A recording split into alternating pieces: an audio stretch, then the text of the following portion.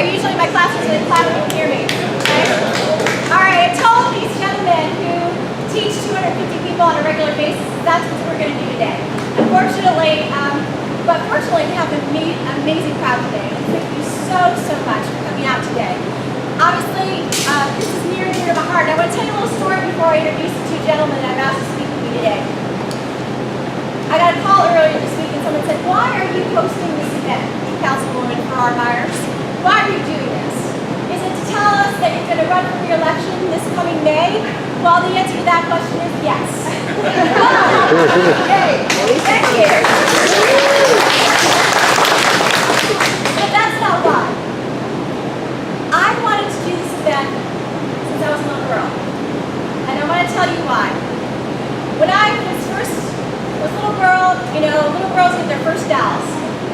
And my mom brought this beautiful, curly-headed doll to me, and she sat in my arms and she said, Victoria, you get to name this doll anything you would like. So I thought a lot about it. And I went up to my mom and I said, Mom, I know what my doll is going to be called. And she said, what? I said, And Justice for All. Nice.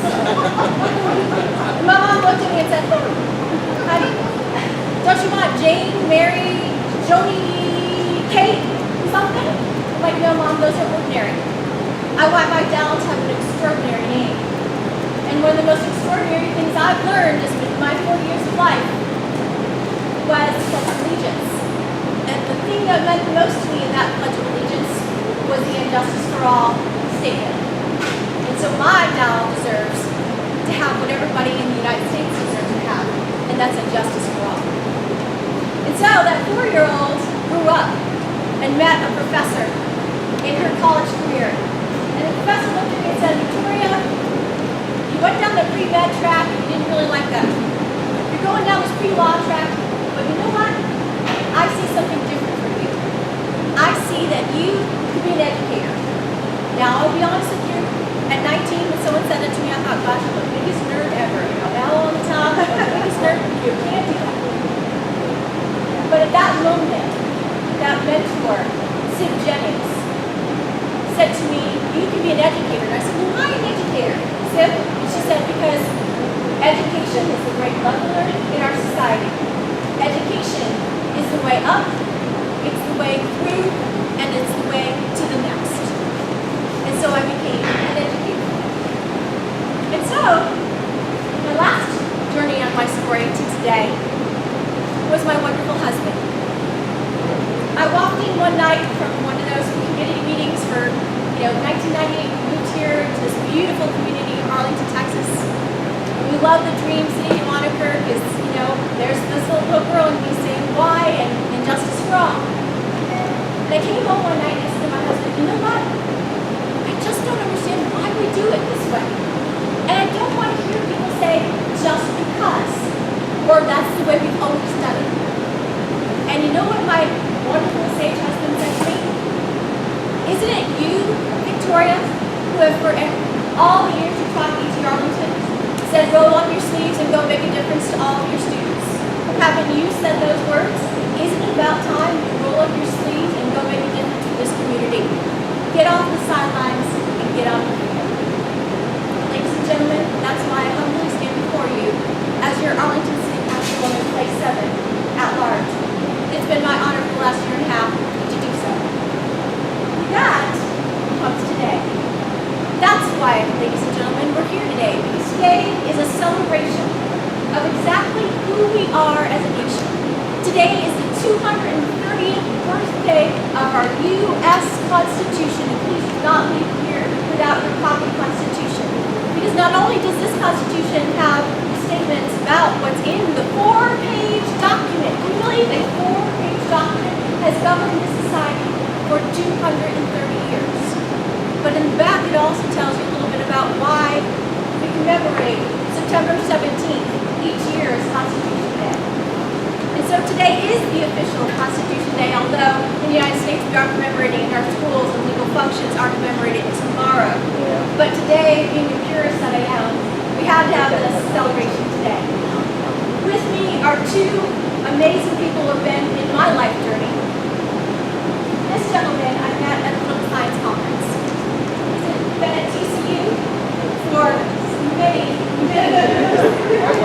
has Alan been at ETA? He doesn't put myself between these two because I'm telling you something about our ages. He has written, he and I both love the presidency. We both love Congress, and we both love understanding the Constitution, and we both love the issues like redistricting and what does leadership do and what leadership is about. And so we've met, and many years we've had discussions over and over. Even before I had the opportunity to come to East Arlington, Jim Roseberger was someone who met me as a graduate student who may not remember our first meeting as a graduate student. Oh, you do? Okay. And I have 3 years to discuss it, which hopefully I was fine to you. Okay, good. You couldn't say it must be kind. Not very kind. Hard but fair. Anyway, so we're so pleased to have him here. He gave a talk this morning, and he's so much more to give a talk today. This gentleman right here, who I know you know from seeing his name throughout this community. He's a philanthropist. He's been a political scientist for years in East Arlington. He has rolled up his sleeves in this community and has done pretty much everything he possibly can do. From delivering meals on wheels to making sure the 4-legged friends among us are taken care of. Alan Saxo was the first person I met when I came to East Arlington. We were next door neighbors for 10 years. And I walked in his office on the very first day I taught at ETA and I said, Alan, teach me everything you need to know about Arlington. He was also the very first person I went to and said, Alan, I'm thinking about running for office in Arlington, Texas. What do you think? And what was your statement? Actually, the statement back to me was about darn time. And then the next thing he said is been by more than 36 votes, but that's what he lost by when he ran. So I think we've done it so far so good. Ladies and gentlemen, please welcome 2 distinguished political scientists who are here today to discuss with you why the Constitution is so important in today's politics. Alan Sachs, Jim Roseberger, and then I will conclude. Thank you very much.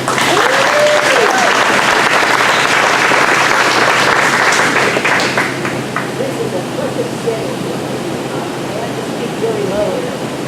But I told myself I was going to be down here and have to speak loud.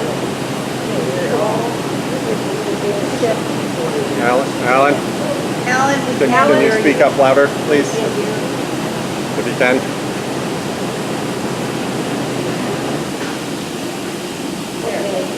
By the way, it's good that we're in here in the heat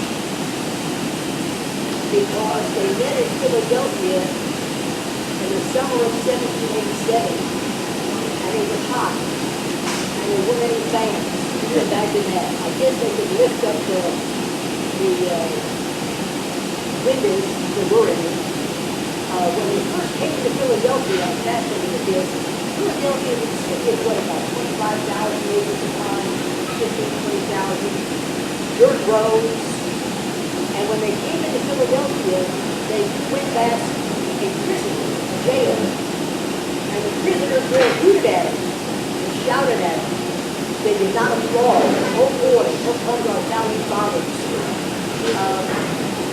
They were very young. And when I look at my students, I say, oh my God, these are the people that wrote the Constitution.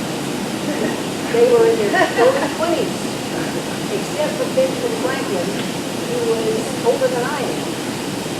And Franklin, I think, was brought in on sort of a carriage and a stretcher into Philadelphia. And when he left the convention, he is reported to have said to a woman who said, Dr. Franklin, he was called Dr. Franklin. By the way, I hate this doctor stuff. Academics do not deserve the name doctor. I don't like it. It embarrasses me. I don't like it. Maybe a medical doctor or two, but that's about it. You know what I mean? I'll tell you, deserve to be called a doctor, occasionally, for being stuff. I have a former student of mine. I don't know if you know the ETA campus or not. They have cranes everywhere. And there's a guy that's sitting in a crane. They have it in the library too. Look at these cranes.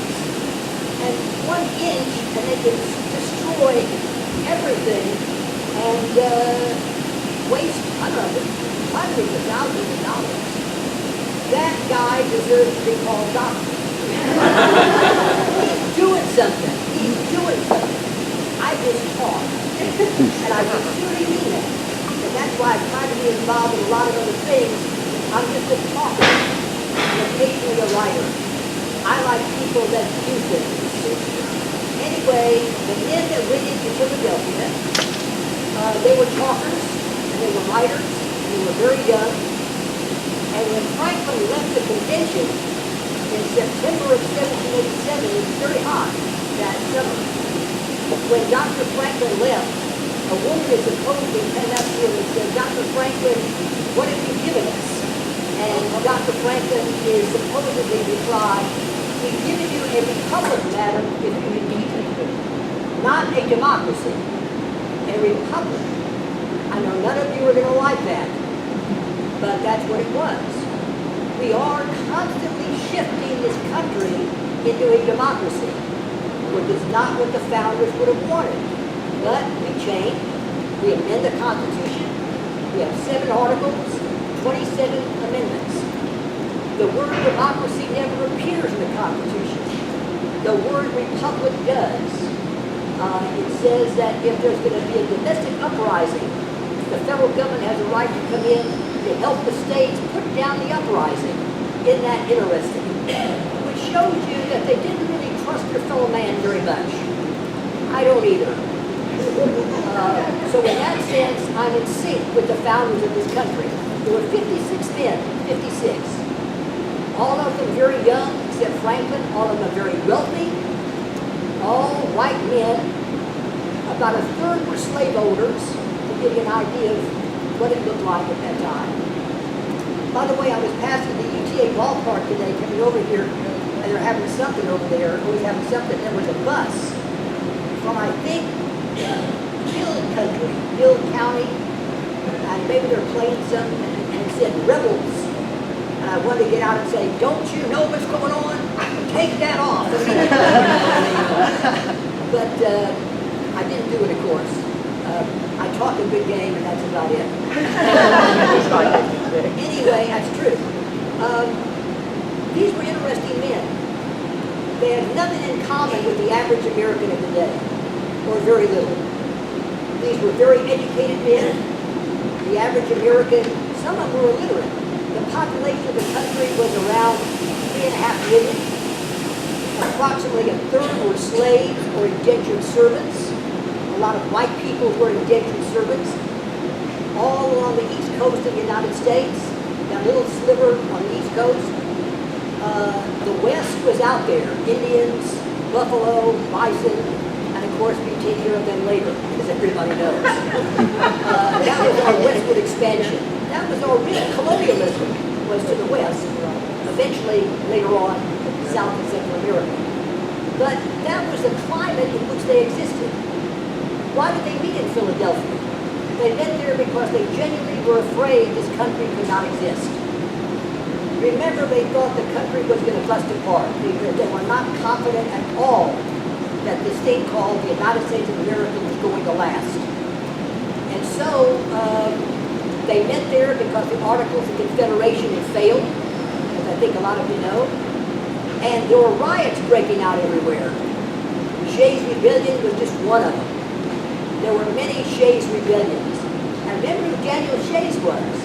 Shay was a Revolutionary War hero. And then after the revolution, he turns against the very country that he helps to found, which is sort of interesting when you think about it. And it was over taxes as much as anything else. They raided armories. So these men in the various states, very wealthy, well-to-do, and by the way, many of them arrived in Philadelphia late. Reminds me of my classes sometimes. Whenever a student comes in late, I keep thinking a founding father. And by the way, it doesn't happen very often, but they came in late. Remember the transportation. It was not very easy at the time. They didn't think the place was going to work. And so they wanted a stronger government than what the Articles of Confederation were giving them. There were rebellions everywhere, and they were really afraid. Look at the Constitution. They talk about this in the Constitution. We'll put down these rebellions. We'll guarantee it. And the states were critical. The states, they were always looking over their shoulder at the states. Today, I think the states largely have been overrun by the power of the federal government. That's a debate that's taking place today. But the states were something. By the way, I know I'm waxing philosophical, that's where I go a lot of times, is that Americans, they did not think of themselves as Americans. They thought of themselves as Virginians, or as Georgians, or as New Yorkers. They did not think of themselves as Americans. Some historians have said that people thought themselves as Americans way after the Civil War. The Civil War was probably the one thing that brought about this idea that we are Americans. And then it took a long time.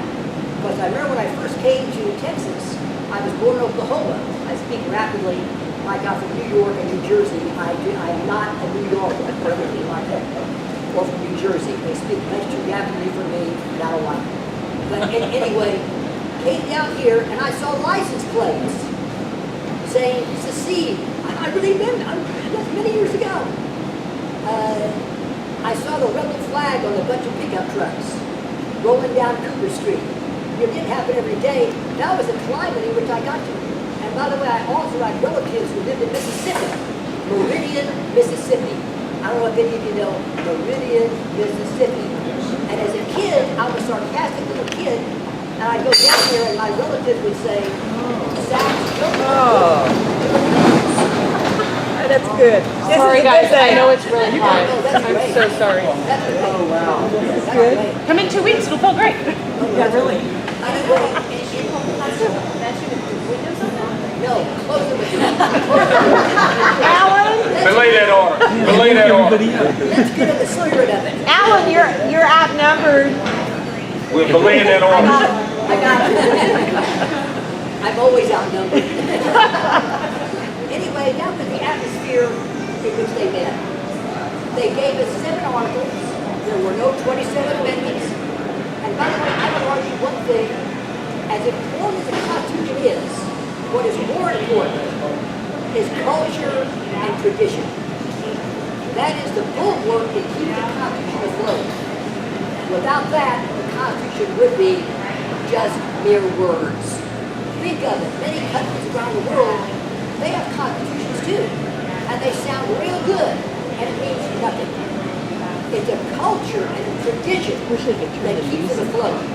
And I have to interject my fear. I think our culture and our tradition is fading. I think it's splitting. That's my interjection of today. Because I believe so strongly in constitutional principles. The founders did not want the judges to be as powerful as they are. And they did not want the presidency to be as powerful as it is. So those two branches of government that have become so powerful, it's not what the founders would have wanted. Now, there may be other historians who may have a different take on it. That's not what they would have wanted. The principal branch of government was to be the Congress. Even though school teachers talk about 3 branches of equal government, that's not true. The Congress was supposed to be the fundamental branch of government. That's what they wanted. Instead, the judges, whoever they are, and I've become very critical of federal judges. I used to argue that the federal judges should be appointed for life, like they are today, with the consent of the Senate. Not for electing them now, right? Require a constitutional amendment. Because it is so political. Everybody says we're taking them out of politics. No, we're not. I could give you any number of instances where politics has played an amazingly important role in the appointment of federal judges. You know, almost you have to mention is Judge Bork and a few others to understand what I'm describing. And many, many more. Are they for abortion? Are they for this? Are they for that? My old constitutional law teacher used to say many years ago, I'll get to change this, you don't ask them those questions. You don't ask them those questions. As long as they have good integrity, that's it. Today, they ask them those questions. And that's so wrong. It's Congress's fault. It's the Senate Judiciary Committee's fault. But we've traveled a long way. So to make a short story long, which is what I always do, the founders, I think if they were here, I know those kind of comparisons drive everybody nuts. If they were here. Well, they're not here. I don't know know if they would have understood the United States of America. 330 million people. Remember, democracy has only existed under Jeffersonian ideals in a small agrarian society, not a huge urban culture of 330 million Americans. Jefferson, I think, would have been shocked if he received it. My final thing is, what I like about the founders, Jefferson, by the way, I don't believe had a hand in the Constitution, but he did, of course, the Declaration of Independence. But these were philosophers. They were thinkers. They thought about things like God. Why am I here? What am I doing here? These were not just politicians. They were philosophers. They were scientists. Jefferson, in fact, is the best example of that. But there were others. They were imperfect men. They were slave owners, some of them. Some of them were not very nice people. They had engaged in duels. But it was remarkable what they did. But I still would argue the most important thing that keeps this document afloat is a culture, is a tradition. And it bothers me because I think that culture and tradition is winging away. They never would have understood our democracy, rightly or wrong, never would have understood it. But as we go along, we make this country from a republic into a democracy. And Hillary Clinton wants to go further. Get rid of the Electoral College. Get rid of this, get rid of that. Well, there's good reasons why they put those things in. It'll never be eliminated, but you see the spirit that a lot of people are talking about. So they live in a different era. I'm just amazed that this country has survived as well as it has. It's an amazing country. And I think part of it is economics. Our economic strength is probably more important to the buoyancy of the Constitution than anything else. Anyway, I appreciate being here very much and getting close to wiggle. I appreciate everybody coming up. You can be founding fathers. It's hot here. And by the way, tonight, 2 big television events won the Emmys. Don't watch that junk. No. You know what's going to happen. You know what's going to happen. Stephen Colbert, I call him Colbert. Yeah. I refuse to be fancy. Stephen Colbert is going to be there, so you guess what's going to happen, you know. But watch on KERA public television about Vietnam. Yeah. That is interesting. And it reflects on the stability of our government. I lived during that era. I was drafted during that era. I know what it was like. And there were riots in the street. It was incredible. University administrators turned into mush, you know, as they are today. Oh, you want to go? Go! You know, it was a different world. So, watch Vietnam by Ken Burns. It's an 18-part series, I think. 18 part series. It's wonderful. Ken Burns actually spoke in my class at PTA. He spoke there 3 or 4 years ago. And it is going to be a great documentary, I think. Anyway, it shows you LBJ and Richard Nixon and John Kennedy as men who understood this wasn't going to work. And they kept promoting it. And by the way, please understand, I think American history was difficult for me too. Many of the men and women that I looked at as heroes and heroines, I now don't look at them so much as gods. And the same thing with the founding fathers. These are very failed human beings. And that I think this Vietnam series is going to bring out as well. Anyway, I appreciate Professor Myers having this afternoon. It's wonderful. I'm sorry I talked so much, but this is great. I could go on for 5 more. I want 5 more hours. I appreciate this a lot. This is wonderful.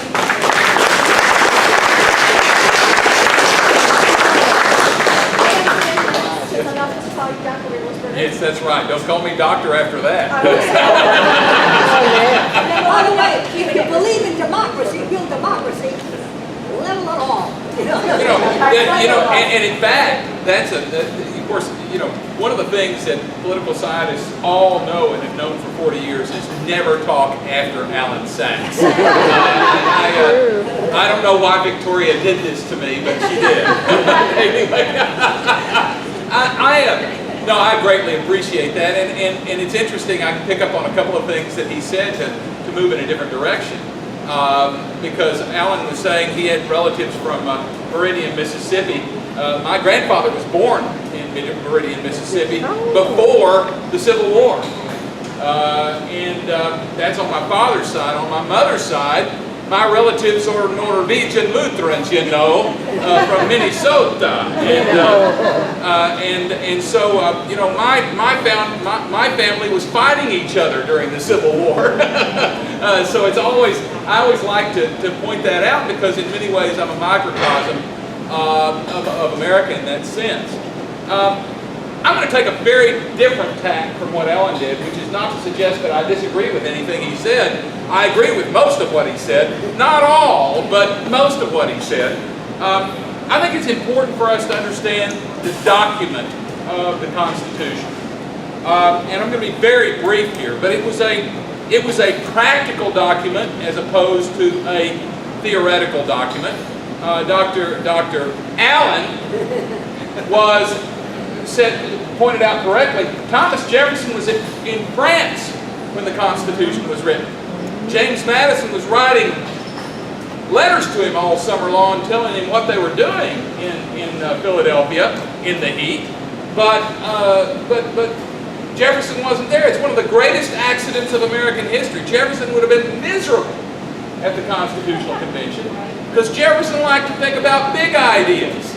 He liked to say, we hold these truths to be self-evident that all men are created equal. They're endowed by their Creator with certain inalienable rights, and among these are life, liberty, and the pursuit of happiness. Well, I could go on about that too, but that's not what this document is. This is a practical document. This is a document that asks the question, how do we govern? How do we govern? How do we make sense out of this nonsense? And I think that's the legacy of the Constitution. It was a political document. It was a political document. I'll reveal a little bit of difference with Allen, but in a context. The Electoral College, what the heck were they thinking? The answer is, there were already 13 existing state election systems, and they decided not to create a national election system. So they created 13 separate elections. Now there are 51 separate elections in the 50 states and one in Washington, D.C. But that's because the Founding Fathers, on the question of whether people could vote or not, decided, let's punt. Let's leave it to the states. Why? Because of the original sin of the American Constitution. The 3/5 compromise, which we don't like to talk about, where we decided to define African American citizens as 60% of a person for political purposes. So the Constitution on that big question punted. And then they had no concept of political parties. As a matter of fact, to quote Thomas Jefferson, who wasn't there, he said, if I could but go to heaven as a member of a political party, I should choose not to go at all. The Founding Fathers, that was right before he formed one of the two political parties, of course. But that's the way the Founders thought. They did not like political parties. They thought that the presidency was an office that should be bestowed upon the most deserving citizen in the United States, someone like George Washington, rather than something that crass, ambitious individuals should seek. It was so totally foreign to them that anybody would ever actually run for the presidency that they didn't even contemplate that. And that's the reason you can understand the Electoral College is the way it is. It was a political decision, a series of political decisions that the Founding Fathers made to solve the problem. How are we going to choose the president? It wasn't because they thought that the Electoral College was a holy fifth gospel. It's because it was a practical solution to the political problems that they had. And finally, the Constitution was a document of compromise. It's a document where people disagreed fundamentally about fundamental issues of governance.